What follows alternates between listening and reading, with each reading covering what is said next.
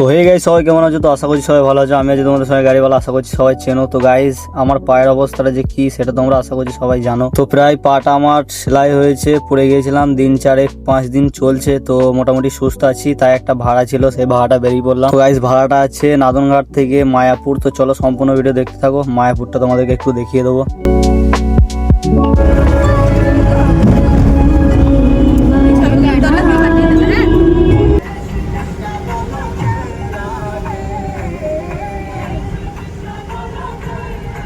তো গাইস, দীর্ঘ কিছু সময়ের পর চলে এলাম ফাইনালি গন্তব্যে। আর এই যে দেখতে পাচ্ছ পার্কিং এ গাড়িটা লাগিয়ে দিলাম। এবার আমি যাব কিছু খেতে। তো সকাল থেকে কিছু খাইনি, বাড়ি থেকে খেয়ে বেরোয়নি, খুবই খেতে লেগেছে। তো হয়তো এবার তোমরা বলবে যে ওই পা নিয়ে কি দরকার ছিল গাড়িতে যাওয়া। তো গাইস, তোমাদেরকে একটা কথা বলি, চলো। আমি যতক্ষণ সুস্থ আছি নিজের জন্য কিছু করব, ফ্যামিলির জন্য কিছু করব। তোমরা সাপোর্ট করো, পাশে থাকো। আর হ্যাঁ, তোমরা পরিবারের ওপর চাপ দিয়ে কখনো স্বপ্ন পূরণ করো না, নিজে পরিশ্রম করে স্বপ্ন পূরণ করো।